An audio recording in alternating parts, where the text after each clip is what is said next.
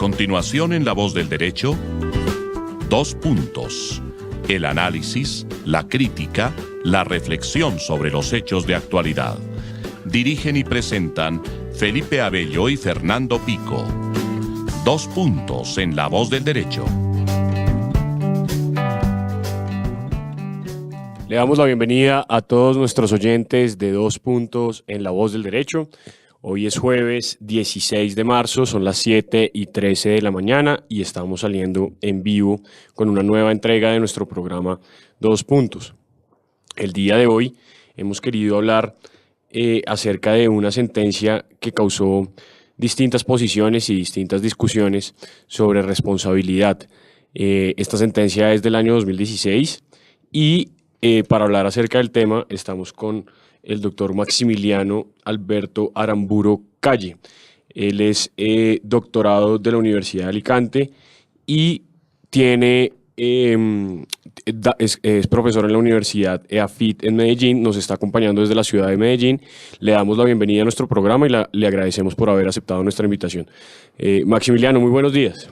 Muy buenos días para ti, para todos los oyentes. Aquí pues desde Medellín tratando de discutir un poco esta sentencia que ha sido muy polémica. Claro que sí.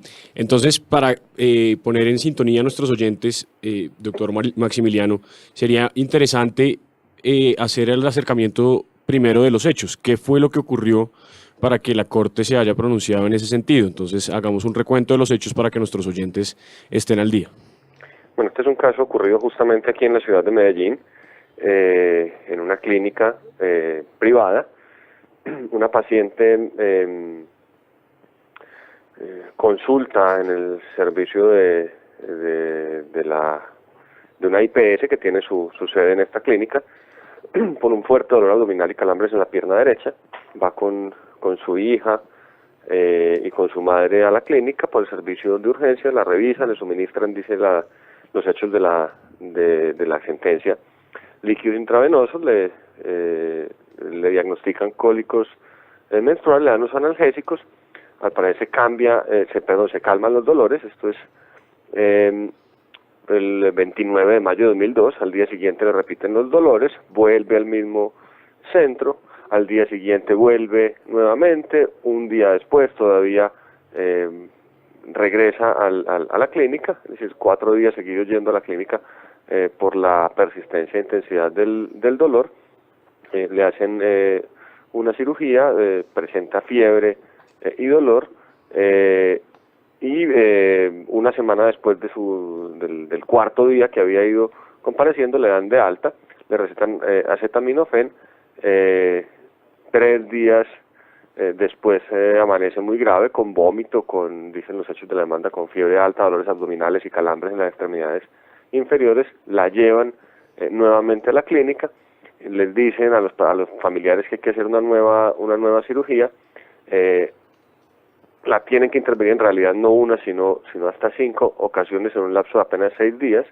Y el 23 de junio, es decir, 25 días después de la primera consulta, la paciente fallece como consecuencia de un choque séptico, es decir, de una fuerte infección previa sepsis abdominal y una peritonitis. Es decir, se había perforado el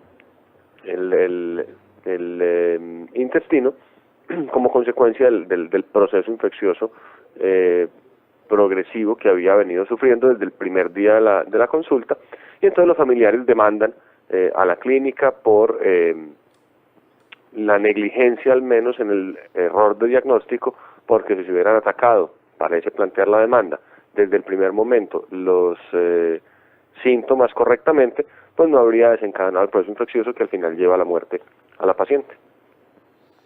Vale, Maximiliano, buen día. Frente a la sentencia se plantea básicamente un cambio jurisprudencial en torno a lo que existía inicialmente por responsabilidad por persona jurídica, en atención a que el médico pues hace parte de una IPS, como usted está indicando, y en ese organismo es uno de esos elementos que desarrolla una actividad en nombre de esa IPS. La sentencia causa mucha debate, mucho crítica hasta cierto punto, porque transforma la tesis o modifica la tesis que la Corte Suprema de Justicia venía teniendo respecto de la responsabilidad de las personas jurídicas. La pregunta es, ¿qué venía sucediendo antes de la tesis que asume la Corte bajo esa nueva sentencia y qué es lo que cambia con respecto a esta nueva sentencia? Buenos días. Mira, yo soy, digamos, menos Crítico un poco. como digamos, crítico con la sentencia, porque yo creo que mi propia lectura es que los cambios no son tan graves, tan radicales como se ha querido ver. Okay. Lo primero que yo diría es que la sentencia, digamos, la sentencia de casación propiamente dicha, es una sentencia muy sencilla, muy corta, en la que básicamente por cuestiones de la valoración probatoria que hace el tribunal en segunda instancia, la Corte decide que hay que casar porque más o menos, digamos, tendría en cuenta que el tribunal no valoró un montón de pruebas y que se concentró solamente en el primer error de diagnóstico, en el del primer día que consulta la paciente, y no en los posteriores. Digamos que eran nuevas oportunidades para haber corregido el primer error de diagnóstico, si es que lo había habido, y por lo tanto la sentencia sustitutiva digamos, ya es donde se hacen los desarrollos, entre comillas, doctrinarios de la jurisprudencia de la Corte que se han criticado. Es en la sentencia realmente sustitutiva, en el juicio de reemplazo. Para responder la pregunta, digamos, al menos desde el año 1962, una sentencia muy famosa del magistrado José J. Gómez, la Corte ha venido sosteniendo que cuando una persona jurídica es demandada por el hecho de alguno de sus dependientes, su responsabilidad no es responsabilidad por el hecho ajeno, sino responsabilidad por el hecho propio, porque las personas jurídicas básicamente actúan solo a través de sus órganos. Y entonces decía, si es un empleado, un médico de la IPS, de la clínica, tesis aplicada a la responsabilidad médica, quien produce, entre comillas, el daño, entonces no responde la clínica como una responsabilidad por el hecho ajeno, el hecho del médico, sino que es su propio hecho el que ha producido el daño. Y esto pues tiene implicaciones en la prescripción de la acción, en el régimen probatorio, etcétera.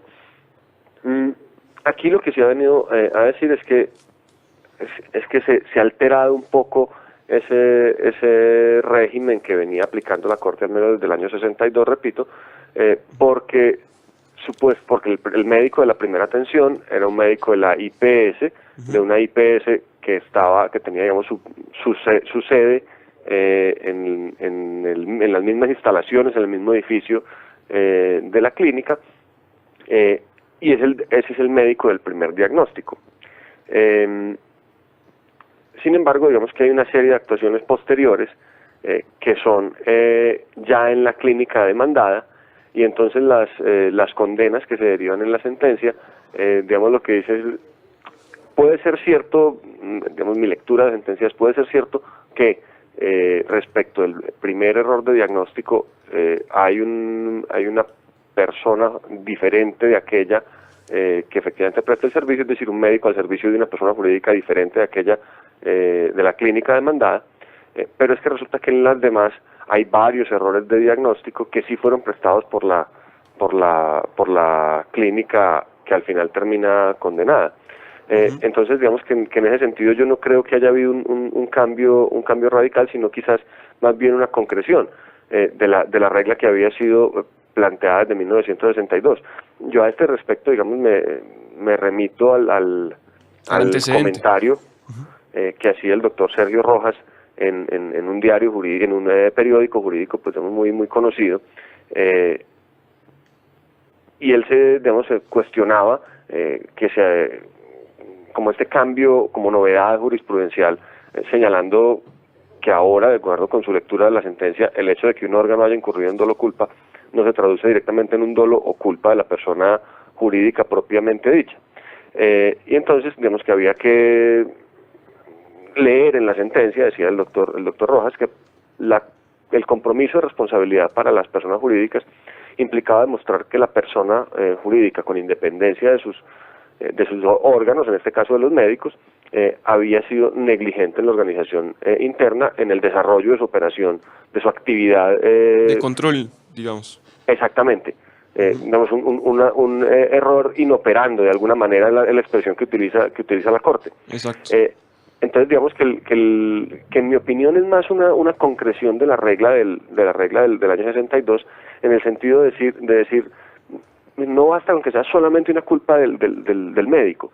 Esa culpa del médico tiene que ir acompañada de un error en la organización, de tal manera que haya sido imposible corregir el error del médico, porque estamos diciendo que es una persona jurídica, que hay una actividad mercantil al menos organizada alrededor de esa actividad liberal, por ejemplo, en el caso del ejercicio de la medicina, y tendría que haber alguna culpa más. Y eso es lo que parece reprochar la sentencia o la Corte a la clínica. Es que habiendo múltiples intervenciones de diferentes médicos, múltiples posibilidades de revisar qué es lo que había pasado en las atenciones a la paciente, en ningún caso se dio una corrección del diagnóstico y el proceso infeccioso y la peritonitis que llevó a la muerte de la paciente nunca se detuvo.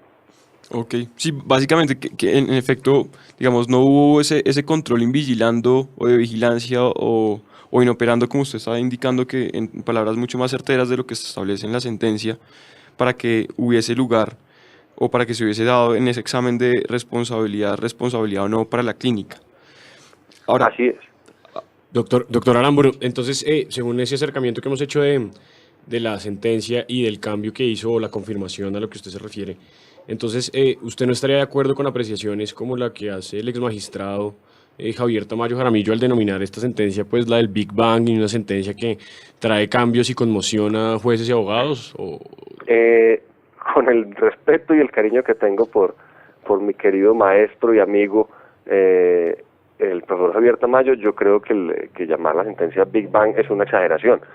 Ahora, los que conocemos al profesor Tamayo sabemos que él es por naturaleza exagerado, pero creo que llamarlo la sentencia del Big Bang es incluso contradictoria con su posición de decir que en el texto de la sentencia en realidad no hay nada de revolucionario. A mí me preocupan otras cosas que hay en la sentencia, como por ejemplo que la Corte haya abordado directamente el examen de literatura médica especializada.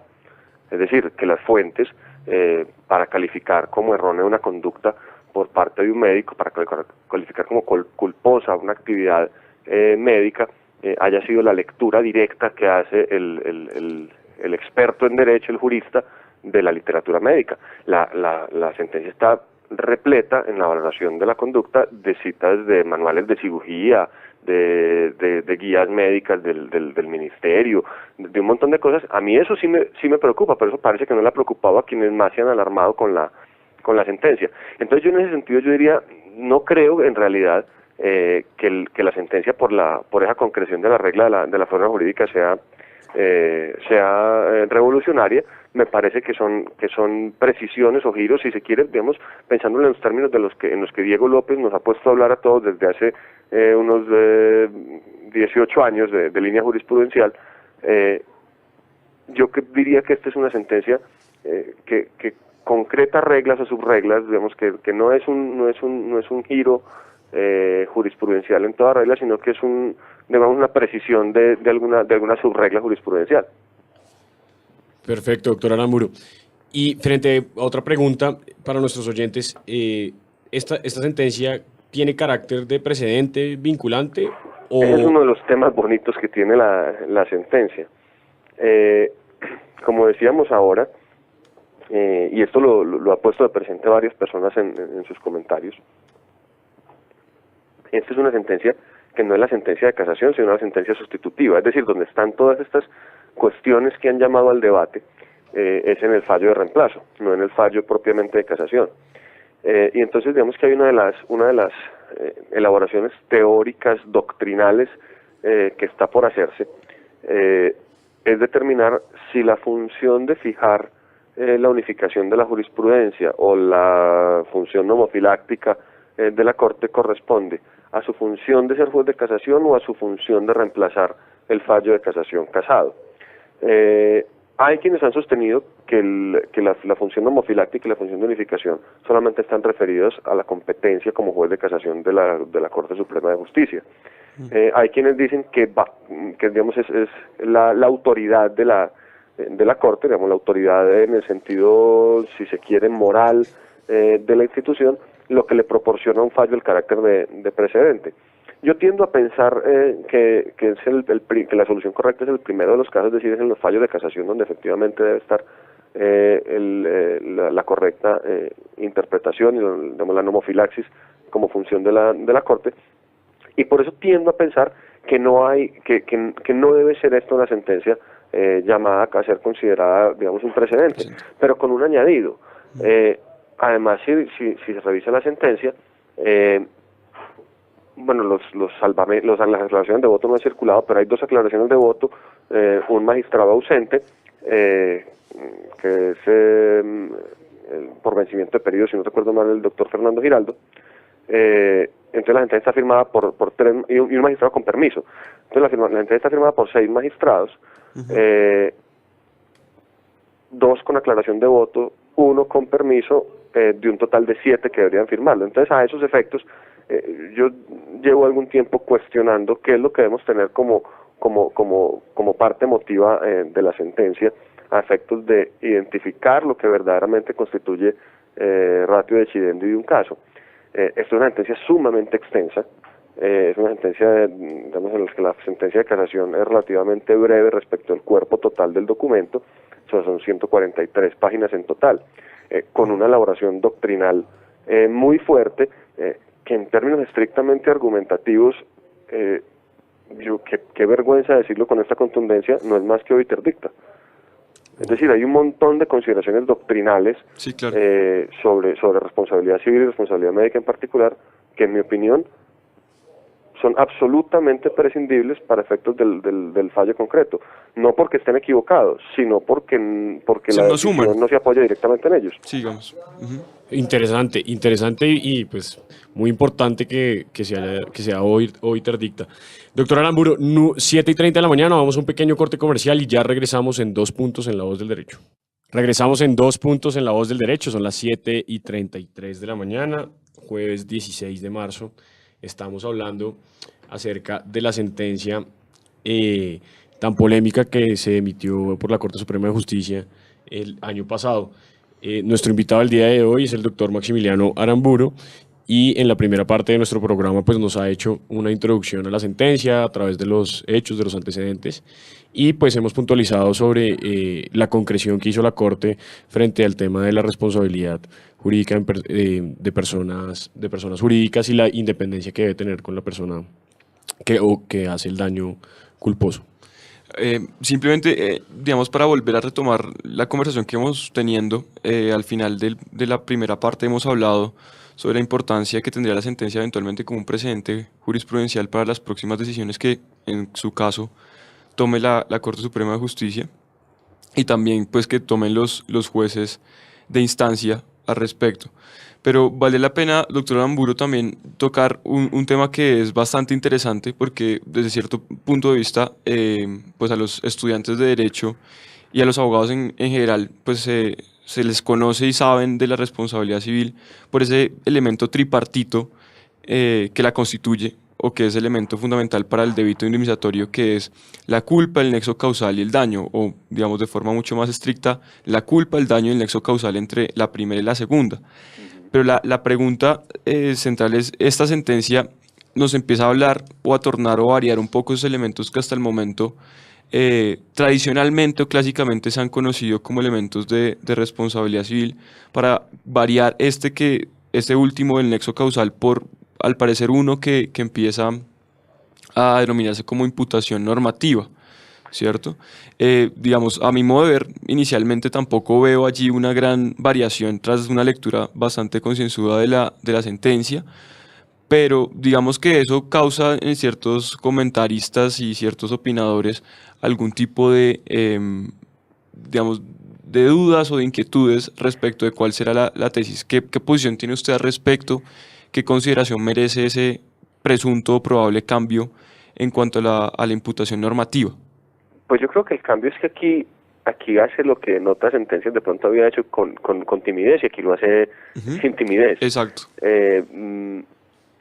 Digamos, en estos términos, hay un profesor antioqueño que es el doctor Saúl Uribe, profesor de la Universidad Autónoma Latinoamericana, hace algunos años sostuvo en un texto publicado en la revista del Instituto Colombiano de Responsabilidad Civil y del Estado, que en la responsabilidad civil había lo que él denominó un caos jurisprudencial, básicamente porque era muy difícil identificar en la jurisprudencia, a diferencia, por ejemplo, de lo que uno conversaría con cualquier penalista, un caos porque nadie sabía exactamente con certeza cuáles eran los elementos que daban lugar al resultado responsabilidad civil.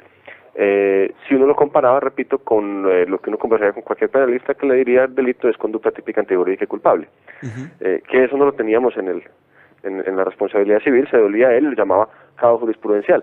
Y lo hacía mostrando en varios ejemplos cómo la jurisprudencia de la Corte Suprema a veces añadía algún elemento o lo denominaba diferente para efectos de llegar al resultado de responsabilidad civil, de tal manera pues que eso no coincidía con la doctrina mayoritaria o con la doctrina más al uso, etcétera. ¿Qué pienso yo al respecto? Yo creo que la clasificación o el listado, el elenco de elementos que dan lugar al resultado de responsabilidad civil no obedece y nunca ha obedecido en realidad a la estructura tripartita hecho culpa daño. Okay. ¿Esto qué quiere decir? Que por supuesto es necesario que haya un daño, digamos, aún en las visiones más optimistas respecto de la potencialidad preventiva de la responsabilidad, el daño es un elemento axial. Y es necesario que haya una conducta del demandado. Es decir, eso no conducta activa u omisiva por regla general. Y el nexo causal en realidad nunca ha sido determinante. Nexo causal entendido como mera causalidad física o naturalística, como la llama la sentencia que venimos comentando. La Corte y la jurisprudencia desde siempre se han dolido de la teoría de la equivalencia de las condiciones como teoría para explicar el nexo causal, por los efectos desastrosos que puede llevar extender el nexo causal a conductas que nunca previeron ni pudieron prever el resultado dañoso. El ejemplo típico pues es hacer responsables a Adán y Eva pues en términos provocadores de todo lo que ha ocurrido, de todos los daños que han ocurrido en la humanidad por haber engendrado a toda la especie humana. Sí. Podríamos llevar, yo recuerdo siempre el ejemplo que ponía uno de mis profesores en la universidad, la teoría de la equivalencia de las condiciones equivale a ser responsable al fabricante de las armas por los daños que ocasiona quien las utiliza. Y desde siempre se han empleado criterios correctores normativos de la causalidad. Y entonces la teoría, por ejemplo, de la causalidad adecuada, que había venido siendo como lo que siempre empleaba la jurisprudencia de manera más o menos, en mi opinión, asistemática, venía a sostener con criterios de corrección normativa cuando la causa era adecuada realmente para producir el resultado. ¿Qué viene a decir la sentencia en este caso? La sentencia de la que estamos hablando, la de septiembre 30 del 2016, que en realidad la causalidad naturalística natural o naturalística, que utiliza las dos expresiones, nunca ha sido verdaderamente determinante, no es lo que determina la atribución de un resultado dañoso a una conducta, sino que es necesario ajustarla y entonces rechaza la expresión de imputación objetiva que ha sido desarrollada fundamentalmente por la doctrina penal. En mi opinión, creo que es un rechazo equivocado, es decir, por las razones equivocadas. Qué pena interrumpirlo. ¿Por qué razón? Digamos, porque inicialmente, qué pena, y meto un poco la cuchara, la rechaza en esencia porque dicen ellos, en temas civiles no están tipificados las conductas. Exactamente. Y dice, no encajaríamos una conducta culposa civil dentro de una tipología si existe más bien un deber genérico de no producción de daño. Que es básicamente como... Eso no, es decir, ese es un non sequitur, claro. Del hecho de que no haya conductas típicas o tipificadas en el derecho de daños, no se sigue que no se deban emplear criterios para corregir normativamente la imputación o para imputar resultados a una conducta determinada. Ahora, que no todos los criterios de imputación que ha desarrollado la doctrina penal sean trasladables al ámbito de la responsabilidad civil, Eso es un tema muy abierto a discusión. Okay. Hay amplísima doctrina y jurisprudencia incluso en otros países que considera que prácticamente la totalidad de los criterios de la imputación objetiva, por ejemplo, el ámbito de protección de la norma, por ejemplo, la prohibición de regreso, etcétera, se pueden trasladar al ámbito del derecho de daños. Un caso muy claro es la jurisprudencia del Tribunal Supremo Español, que ha sido comentada muy ampliamente, al menos desde 1990, por el profesor Fernando Pantaleón, que luego fue incluso magistrado del Tribunal Supremo. Entonces yo creo que del hecho de la no tipicidad de la responsabilidad civil como principio no se sigue la no trasladabilidad de la imputación objetiva como teoría. Okay. Se seguirá a lo sumo la discusión de algunos criterios como no funcionales para los fines de la responsabilidad civil. Por ejemplo, el ámbito de protección de la norma, eso es una muy discutible. Pero digamos que entonces lo que hace la Corte aquí es de manera, entonces vamos a crear una cosa que se llama causalidad, lo que antes se llamaba causalidad jurídica, le da otra denominación, pero emplea más o menos la misma, si se quiere, permítame la expresión, filosofía de la imputación objetiva, para sentar de una vez que la causalidad no es una quaestio factis, sino una quaestio iuris. Lo que pasa es que la concreción de esa quaestio iuris solamente se va a poder dar a punta de casos en los que la Corte propiamente vaya sentando sus reglas. Y eso mucho me temo, aquí si quiere haciendo de adivino jurídico, haciendo un poquito de futurología, va a terminar perfilando criterios casi idénticos a los de la imputación objetiva en materia penal. Ok, simplemente porque me gustaría tocar un tema final que se sale un poco de la sentencia, que es más un tema de responsabilidad por productos defectuosos, si me lo permite, doctor Aramburu, al final. Me gustaría simplemente cuestionarlo sobre un asunto pues, muy genérico sobre la sentencia, y es, ¿qué opinión en general le merece, qué comentario genérico le merece la sentencia, un poco desde lo que llamémoslo, desde lo que pasó, es decir, de la sentencia de cara hacia atrás, la sentencia hoy en día, y un poco también de nuevo jugando a ser un mago, un futurólogo aquí en la radio, pues para decirnos qué podría venir, un poco?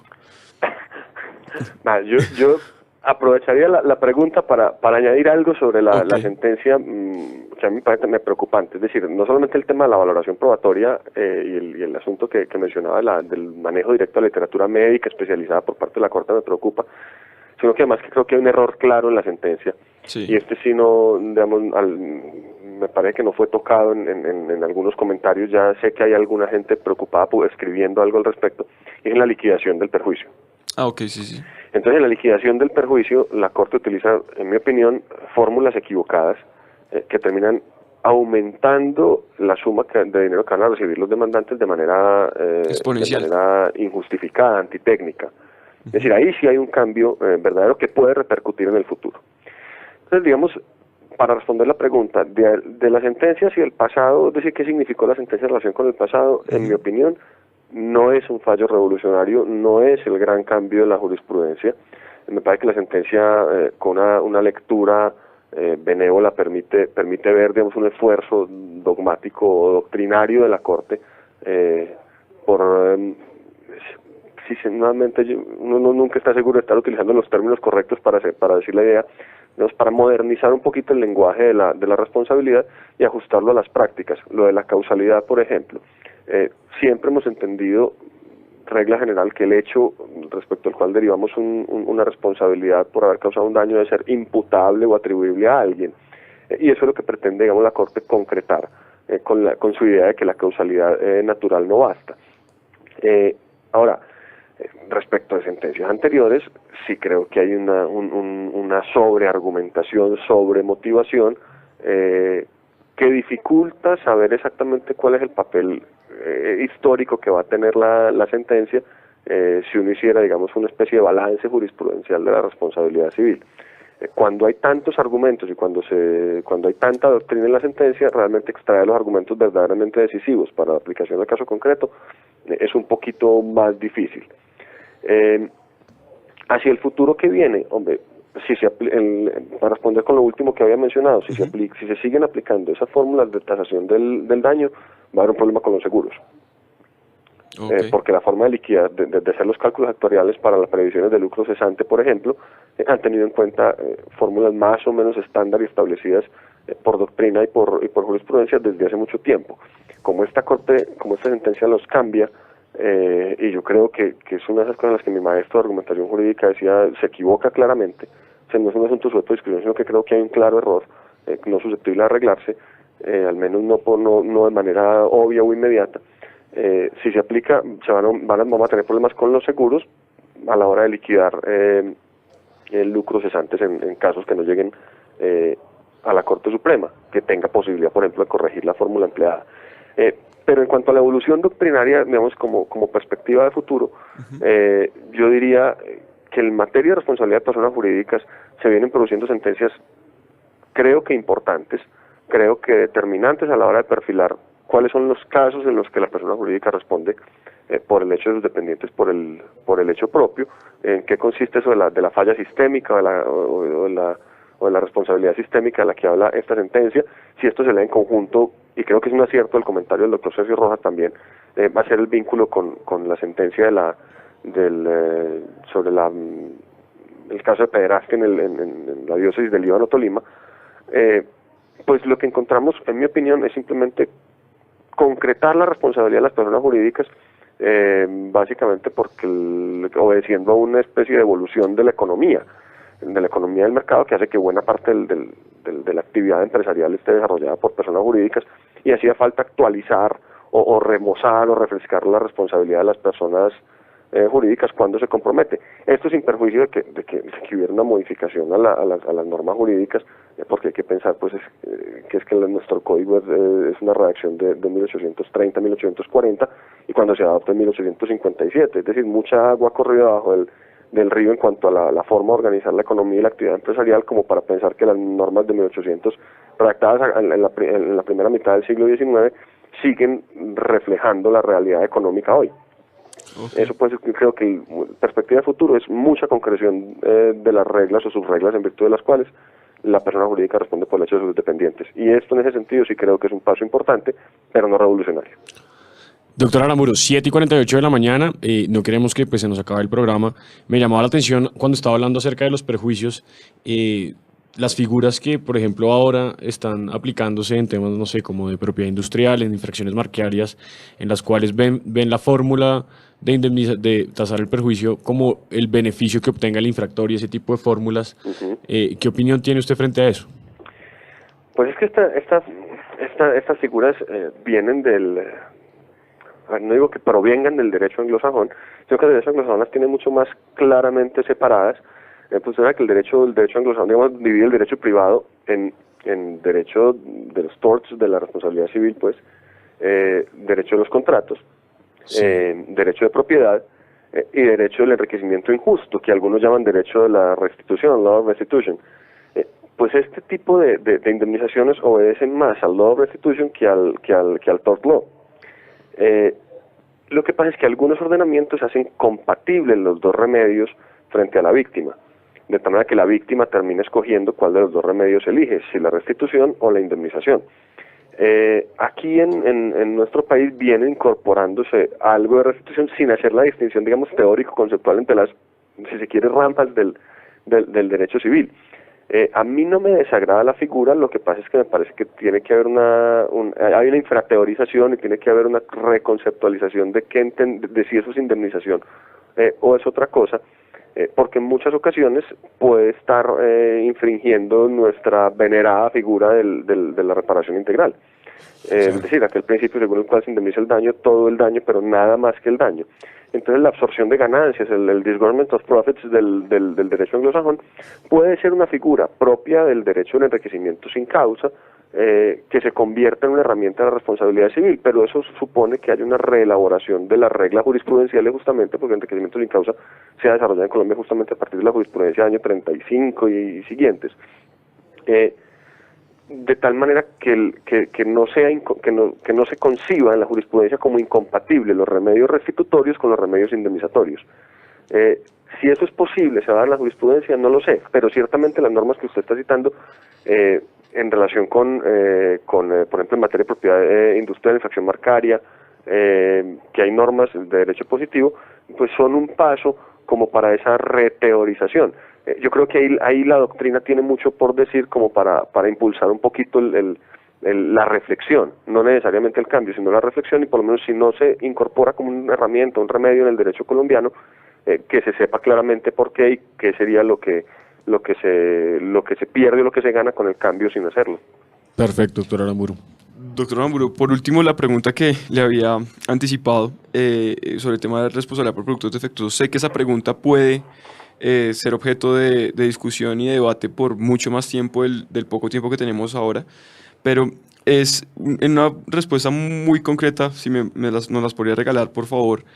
¿Es la responsabilidad por productos defectuosos una responsabilidad objetiva en el régimen colombiano? Es una pregunta problemática de responder. Sí, de acuerdo. Digamos que la discusión es si el hecho de que el demandante tenga que probar el defecto del producto, de su embalaje, significa probar la culpa, y por lo tanto hay una responsabilidad con culpa probada, o probar el defecto es probar un hecho sin más y no significa probar culpa. Yo creo que yo soy de las poquitas personas que sostiene que la obligación o la carga de probar el defecto, es algo muy parecido a probar la culpa. Okay. No es exactamente probar la culpa, pero sí algo muy parecido. Y entonces yo tiendo a considerar que es una responsabilidad, digamos, no un error que supone, no la prueba de un error de conducta, la culpa, pero sí la prueba de un hecho que se le asemeja mucho. Entonces yo, digamos, tiendo a pensar que no es tan objetiva como se cree, como se suele decir, a pesar de que la normativa europea en la que se inspira, por ejemplo, nuestro Estatuto del Consumidor y la que con frecuencia cita la doctrina, parece claramente ir en el sentido de considerar que es una responsabilidad sin culpa. Yo tengo una especie de ritornelo cada que pienso en el tema, diciendo, bueno, y por probar un defecto, entonces ¿qué cosa es si no es probar algo muy parecido a la culpa? Ok. Sí, simplemente para acabar, que es en esos breves minutos, porque me parece interesante el asunto, y es, evidentemente conocemos la redacción del artículo 22 del Estatuto del Consumidor, que dice que quien sufre el perjuicio debe acreditar, como usted muy bien lo está indicando, y esa es la discusión, el defecto del producto, el daño y el nexo causal. Y digamos que la norma es imperativa en esa redacción al decir ese afectado es quien debe acreditarlo. Y de hecho la jurisprudencia extranjera, anglosajona y la propia Unión Europea han partido en los diferentes países en reconocer hasta cierto punto la moligeración de presupuestos como el de la acreditación del producto defectuoso en algún caso y particularmente el nexo causal. Pero la pregunta puntual es, ¿usted vería también viable en Colombia, dado que la redacción es imperativa, una aplicación de la teoría de la carga dinámica de la prueba en esos casos? Evidentemente no hay por el momento pues una sentencia que podríamos llamar, más allá de la sentencia de la alquería, una sentencia hito que nos pueda indicar como ese sentido, pero ¿podría usted entrever que podría ser aplicable esa teoría de la carga dinámica de la prueba en casos de responsabilidad por productos defectuosos? Me temo que sí. Básicamente porque por digamos la autorización general del Código General del Proceso. Exacto. Okay. Perdón, me temo que sí, porque digamos como norma procesal se impondría por efectos de los criterios listados en el Código del Proceso, por ejemplo, facilidad probatoria. Yo no estoy tan seguro que la descripción del Código, del Estatuto del Consumidor, de los criterios en virtud de los cuales al demandante le corresponda probar el defecto, sea imperativa en el sentido de impedir la aplicación de la norma del Código General del Proceso. Okay. Porque si no, todas las normas, por ejemplo, sobre responsabilidad con culpa, serían también normas imperativas. O sea, no vería por qué sí lo es la del Estatuto del Consumidor y no otras normas de responsabilidad con culpa probada. Okay. Pero creo que es un asunto sumamente interesante y sujeto a discusión en el que digamos, mi respuesta aquí es meramente intuitiva, y creo que ahí sí le diría, podríamos hacer otro programa No, de acuerdo. en el que discutamos el tema porque me parece interesante discutir. Así es. Doctor Gracias. Aramburu, 7:56 de la mañana, ya definitivamente se nos acabó el tiempo. Le agradecemos muchísimo por haber estado en los micrófonos de La Voz del Derecho, por haber aceptado la invitación. Y pues lo último sería, el mensaje que se quiere o que entendemos de este programa como conclusión sería un parte de tranquilidad frente a la sentencia y que no, pues digamos, no ha sido tan exagerado el resultado y el cambio jurisprudencial que se ha presentado, sino que ha sido más bien una concreción, ¿sí? En mi opinión sí. Ahora eso no quiere decir que no haya cosas por ver hacia el futuro, y creo que eso lo destaca muy bien el doctor Rojas en un comentario que hizo, que hemos mencionado varias veces, y es, hay muchas cosas para saber hacia dónde va a ir la jurisprudencia, pues como para estar atentos hacia dónde va la jurisprudencia, que quedan en punta en este fallo. Entonces no creo que sea un gran cambio, no creo que sea un cambio, un giro copernicano, no creo que sea una revolución en la jurisprudencia, pero sí creo que deja sentados unos puntos que marcan concreción de líneas jurisprudenciales futuras, en responsabilidad de personas jurídicas, en liquidación del daño, en los criterios de la causalidad normativa, si se quiere, o la causalidad jurídica, como por poner algunos ejemplos de lo que en esta sentencia se deja. Muchísimas gracias, Maximiliano, por acompañarnos. Pues bueno, gracias por estar con nosotros y seguramente en otra oportunidad también profundizaremos estos temas de responsabilidad por productos defectuosos. Muy amable por la invitación. A usted, Felipe, Fernando, muchas gracias por la invitación, y a todos los oyentes por habernos aguantado durante estos minutos aquí en 2 Puntos. 7:57 de la mañana, esto fue 2 Puntos, nos vemos la próxima semana con una nueva entrega.